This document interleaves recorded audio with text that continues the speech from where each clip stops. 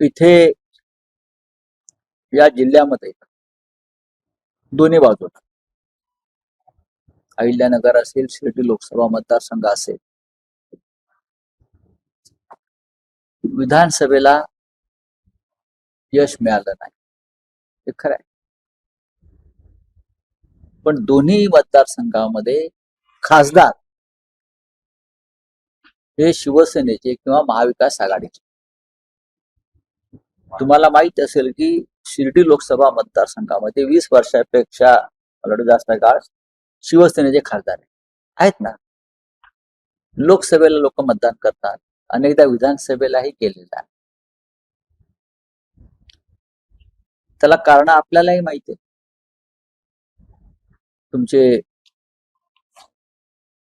तुमचा कुठला मतदारसंघ? नगर शहर. नगर शहरामधले आमदार कशा पद्धतीने जिंकतात, त्यासाठी काय काय उपद्व्याप केले जातात, अचानक ते हिंदुत्ववादी कसे होतात, हे सगळ्या गोष्टी सगळ्यांना माहीत असतात. जोपर्यंत लोक काही भागामध्ये निर्भय होऊन मतदान करत नाही, तोपर्यंत काही गोष्टी सहन कराव्या. नक्कीच नगर शहरामध्ये अनिल राठोड यांची कमतरता जाणवते या सगळ्या. पण आता या भागातला मूळ पक्ष जो आहे, दोन्ही हा शिवसेनाचा. लोकांमध्ये रुजलेला पक्ष हा शिवसेना आहे. हिंदुहृदय सम्राट बाळासाहेब ठाकरे यांचा, उद्धव ठाकरे यांच्या नेतृत्वाखाली त्या पक्षाचं काम चालू आहे. एखाद दुसरी निवडणूक हारली म्हणजे त्या पक्षाला कमजोरी आली, तो पक्ष नष्ट झाला असं होत नाही. विशेषतः शिवसेनेच्या बाबतीत. या महाराष्ट्रातला सगळ्यात जुना राजकीय पक्ष कोणता असेल तर तो शिवसेना आहे. आजही तो आहे. आणि आम्ही ठरवलेलं आहे की पुढला जो काळ आहे, आता निवडणुका नाही, 2.5 वर्ष कोणत्याही निवडणुका नाही. काही भागात स्थानिक स्वराज्य संस्थांच्या निवडणुका आणि जिल्हा परिषदा, नगरपालिका झाल्यात, काही ठिकाणी व्हायच्या. हा सर्व काळ आम्ही सगळे पक्ष बांधणीसाठी आम्ही झोपून घेणार. मी काल इथे आलो, पाहिलं, लोकांनाही भेटलो. आमचे जिल्हा प्रमुख, संपर्क प्रमुख सुनील शिंदे, सगळे जिल्हा प्रमुख आहेत, पण इथे साधन पासपोर्ट आहेत आमचे. प्रत्येक जण जिद्दीने कामाला लागले. ही वावटळ आहे. बऱ्याच जिल्ह्यामध्ये कोण आहेत ओरिजिनल? सगळे मूळचे काँग्रेसवाले. आता शेपट्या घालून भाजपात येत आपली संस्थानं वाचवण्यासाठी गेलेत ना. जेव्हा आमच्याकडे सत्ता होती तेव्हा सगळे लोक आमच्या पक्षामध्ये बाळासाहेब ठाकरेंच्या पायाशी बस मी बघितलं. खुर्चीवर पण नाही बस. हिंदुहृदय सम्राटांच्या पायाशी बसायचे, तो उभे राहायचे. तेव्हा ह्यांना काही पक्ष वगैरे नसतो. इथे सत्तेची हवा आहे, वारा आहे, तिथे जात असतात. आज फडणवीस आहेत, मोदी आहेत, उद्या राहुल गांधी जर सत्तेवरती आले देशात आणि महाराष्ट्रामध्ये परत महाविकास आघाडी, उद्धव ठाकरे सत्तेत आले, तर हे सगळे लोक आमच्या उंबरठ्यावर रांग लावून घ्या. जनतेचा नाही म्हणून काही प्रमाणात त्यांना मतदान करतात. पण ज्या पद्धतीने इथे मतदान करून घेतलं किंवा झालं, हा भ्रष्टाचार. साधारण 1 कोटी अपात्र महिला लाभार्थी लाडकी बहीण योजनेमध्ये कशा प्रकारे त्यांना पैसे वाटले गेले, दिले गेले, समोर आलंय. 1 कोटी, साधारण 1 कोटी. तुम्ही बेकायदेशीरपणे या पैशाची अफरातफर केली, मत विकत घेण्याचा. सरकारी तिजोरीचा हा उघड अपहार. ज्यांनी ही योजना राबवण्याचा प्रयत्न केला अशा प्रकारे त्यांच्यावरती आर्थिक फसवणुकीचे गुन्हे दाखल व्हायला पाहिजे. हा सरकारी तिजोरीचा अपहार. का बँकेमध्ये किंवा सरकारी खात्यामध्ये 500 रुपयाचा अपहार झाला तरी गुन्हे दाखल होतात, त्यांना बडतर्फ केलं जातं. आणि एकनाथ शिंदे, देवेंद्र फडणवीस आणि अजित पवार, त्यातला अजित पवार दुर्दैवाने नाही, या तिघांनी जनतेच्या तिजोरीचा अपहार करून अपात्र महिलांना पैसे देऊन मतं विकत घेतली. ही निवडणूकच रद्द व्हायला पाहिजे. ज्या पद्धतीनं महिलांची मतं विकत घेतली इथपर्यंत ठीक आहे, पण अपात्र 80 लाखाच्या वर अपात्र महिलांना तुम्ही सरकारी तिजोरीतून पैसे दिले, ते आता सिद्ध झाले. हा कोणावर तुम्ही गुन्हा दाखल करता? तत्कालीन मुख्यमंत्री एकनाथ शिंदे आणि हे 2 उपमुख्यमंत्री, हे त्रिकूटचे होते, त्यांच्यावरती सरकारी तिजोरीतल्या पैशाच्या अपहाराचा गुन्हा दाखल होणं गरजेचं आहे. पण मोदी युग आहे, हे कलियुग पण नाही ना, हे मोदी युग आहे. मोदी युगामध्ये जर होणार असेल तर त्याचं स्वागत करू आम्ही. बघा, एक तुमच्या माहितीसाठी सांग, हा काय विषय नाही. महाराष्ट्राच्या या निवडणुकांविषयी तुम्हालाही माहिती आहे, निवडणुका कशा पद्धतीनं होतात, त्यात माहिती घेऊन तुम्ही काय करता मलाही माहिती. मी या निवडणुकीच्या प्रक्रियेत अजिबात पडलो नाही. मला काहीच माहित नाही, हे माझं उत्तर आहे. कारण काही विषय असतात, पक्षातले इतर लोक सांभाळत असतात, तर माझ्याकडे काही माहित नसल्यामुळे मी त्याच्यावर काही बोलणार. पीएमच्या आमदारांना फोडण्याचा प्रयत्न सुरू झालाय, पोलिसांचा दबाव असं स्टेटमेंट. नाही, हे पश्चिम बंगालच्या राजकारणामध्ये हे गेले 40 वर्षापासून अशा प्रकारचं राजकारण होत असत. तर म्हणजे महाराष्ट्रात जे लोक सोडून गेले, पक्षांतर केलं, एका तिकिटावर निवडून आले आणि दुसऱ्या तिकिटावर, त्यांनाही फोडायला पाहिजे. हे मी म्हणत नाही, हिंदुहृदय सम्राट बाळासाहेब ठाकरे यांची भूमिका, कुठला तर फोडा, पण तिकडे वेगळ्या पद्धतीनं सुरू आहे. स्थानिक स्वराज्य संस्थेच्या पक्ष मुंबई व्यतिरिक्त असं कोणी सांगितलं? मग मी कुठे दिसतोय? मी चंद्रावर दिसतोय का? आहोत ना आम्ही. बघा बघा, भूतकाळात जाऊ नका, असं नाहीये. इथे जिल्हा प्रमुख बसलेत, संपर्क प्रमुख बसलेत, इथे कोणी यायला पाहिजे ते येतात. संपर्क प्रमुखांची जबाबदारी, सुनील शिंदे या भागातले प्रमुख आहेत, जिल्हा प्रमुखांवर जबाबदारी आहे.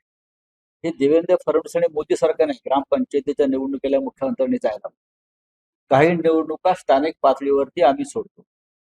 हेलिकॉप्टर घेऊन, विमाना घेऊन कोणी ग्रामपंचायत निवडणुकीला फिरतं का?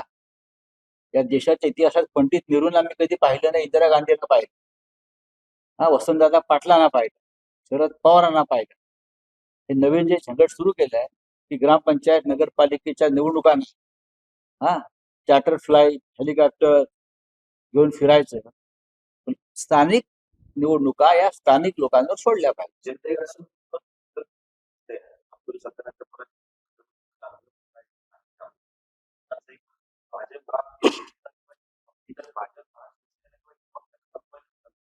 शिवसेनेला नाही, शिंदे गटाला, त्यांच्या गटाला असेल.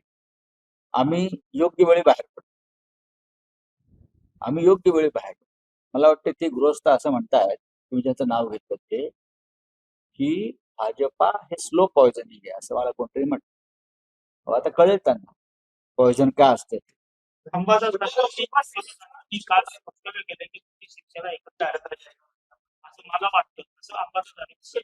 बरोबर आहे, हे प्रत्येकाचं व्यक्तिगत मत असू शकतं. मलाही असं अनेकदा वाटतं की जर कोणाला पश्चाताप झाला असेल, आता ज्या पद्धतीनं भारतीय जनता पक्ष यांचं मर्दन करताय, अपमानित करताय, जर कोणाला वाटलं की नाही आपल्याकडून चूक झाली, आम्हाला भरमाट ठेवलं, आम्ही बहकलो, तर त्यांनी उद्धव ठाकरे यांच्या नेतृत्वाखाली मागे यायला पाहिजे. मुळात शिंद्यांबरोबर जी लोक आहेत, तो पक्ष नाहीच आहे ना. निवडणूक आयोगाच्या भ्रष्ट कारभारामुळे त्यांना तात्पुरतं चिन्ह मिळालं आणि सुप्रीम कोर्टाच्या दिरंगाई वृत्तीमुळं खटला चालत नाही. ज्या दिवशी खटल्याचा निकाल लागेल, तो खटल्याचा निकाल आमच्या बाजूनच लागेल. आणि तो आमच्या बाजूनं लागेल म्हणून त्या निकालाला सारख्या तारखा दिल्या. घटनेनुसार पक्ष आणि चिन्ह आम्हालाच मिळणार. पण आता जर कोणाला असं वाटत असेल तर उद्धव साहेबांशी चर्चा करू, त्यांनी मागे फिरलं पाहिजे. पण काही लोकांना नक्कीच प्रवेश मिळेल.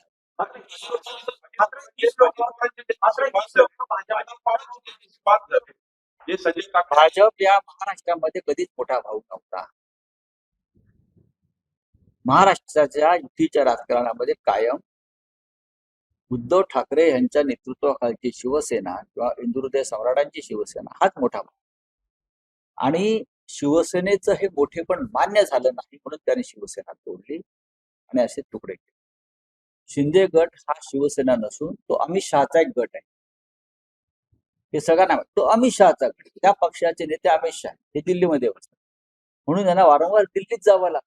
पूर्वी त्यांना मातोश्रीवर यावं लागायचं, तेव्हा त्यांना लाजा वाटायची. आता दिल्लीत जाऊन तिथे अमित शहाच्या कृष्ण मेनन रोडवरच्या बंगल्याच्या हिरवळीवरती पांढऱ्या पॅन्टी घालून बसतात आणि उठताना ढुंगाला गवत लागलं असं त्यांना ते थांबावं लागतं. तेव्हा हा अमित शहाचा गट. अजित पवारचा जो पक्ष पवारांचा हा अमित शहाचा पक्ष. हे पक्ष नाही, ते त्यांचे गट आहे. अमित शहाने निर्माण केलेले गट आहे. नाही मला वाटतं हा त्यांचा अंतर्गत विषय. मी त्याच्यावरती का बोलतो. पण मी वारंवार सांगतो की अजित पवारांचा जो पक्ष आहे तो भविष्यात राहणार. स्वतःची आणि स्वतःच्या पक्षाची चिंता करावी, स्वतःच्या पक्षाला ठीक आहे. विखे पाटील हे आमच्या पक्षामध्ये सुद्धा आले होते. ते आमच्या पक्षातून गेले तेव्हा आम्ही त्यांना श्रद्धांजली वाहिली. अनेक पक्ष फिरून आलेल्या माणसानं आमच्यासारख्या शिवसेनेतल्या निष्ठावंतांवर बोलू नये, हा निष्ठेचा अपमान ठरेल. ज्या काँग्रेस पक्षानं तुम्हाला सर्व काही दिलं त्या काँग्रेस पक्षाशी आपण आधी बेईमानी केली. मग तुम्ही शिवसेने आलात मग तुम्ही शिवसेनेशी बेईमानी केली. आता तुम्ही ज्या पक्षात आहात त्या पक्षात तरी किती काळ राहणार आहात. मगाशीच म्हणाल जोपर्यंत सत्ता आहे तोपर्यंत. या जिल्ह्यामध्ये काँग्रेसचं निष्ठावंताचं एकमेव नेतृत्व ते म्हणजे बाळासाहेब थोरात किंवा त्यांचं कुटुंब. त्यांनी सातत्यानं काँग्रेसचं नेतृत्व केलं कारण त्यांचं कुटुंब हे स्वातंत्र्य चळवळीतून आलेलं पुढे. बाकी मला वाटत नाही कोणी असते.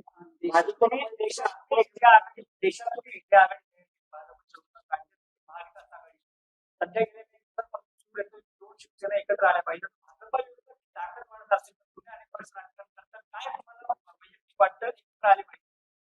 दोन्ही शिवसेना एकच आहे. मी कालही म्हणतो 2 शिवसेना असूच शकत नाहीत. शिवसेना जिथे ठाकरे तिकडे शिवसेना. आणि शिवसेनेचं काम हे सातत्यानं शिवसेना भवन किंवा मातोश्रीतून चालतं. जिथे ठाकरे नाहीत ती शिवसेना कशी असणार मला सांगा. मी मगाशी असं आपल्याला सांगितलं की ज्यांना पश्चाताप झाला असेल, ज्यांच्यातला स्वाभिमान जागा झाला असेल, ज्यांना अशी खात्री पटली असेल की भारतीय जनता पक्ष महाराष्ट्रद्रोही पक्ष आहे, हा शेतकऱ्यांचा आणि मराठी माणसांच्या विरोधातला पक्ष आहे, हा शेटजींचा आणि व्यापाऱ्यांचा पक्ष आहे, असं जर कोणाला जाणीव झाली असेल तर त्यांनी मातोश्रीवर यावं आणि उद्धवजींना भेटावं. माझ्या प्रश्नाचं उत्तर तुम्ही ऐकलं नाही का? विधान परिषद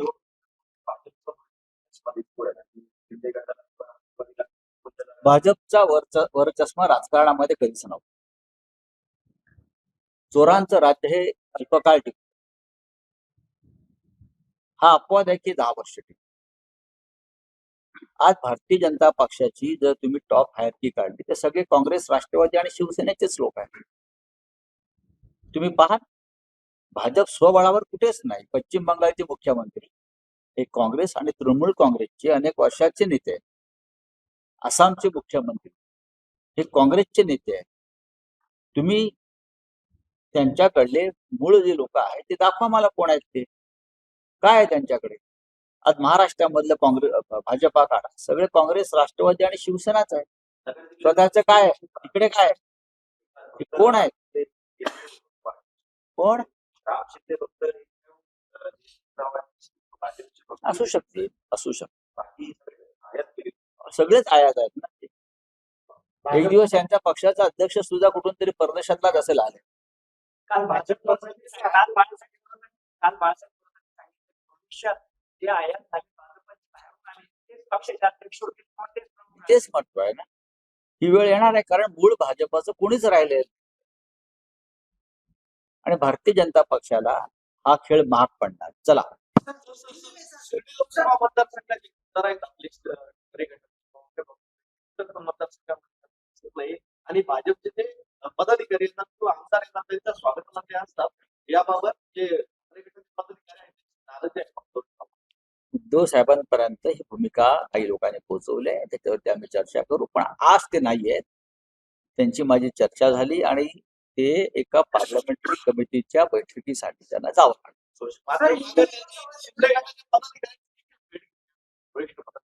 घेऊ पैसे परत घ्या फडणवीस म्हणतात की फक्त भूषणचे पैसे आमदार चंद्रकांत कोणचे लाडक्या बहिणीचे कोणताही पैसे परत घेत नाही.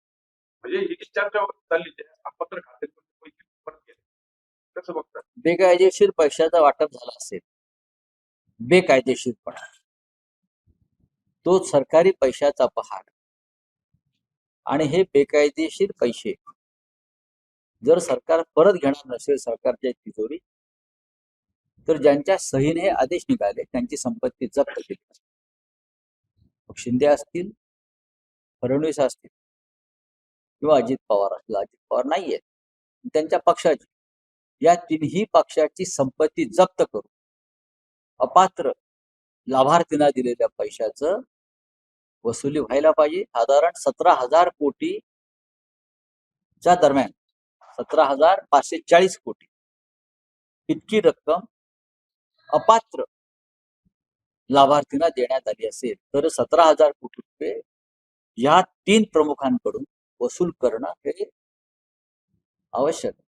हा जनतेचा पैसा आहे, तुमच्या घरातला खिशातला पैसा नाही.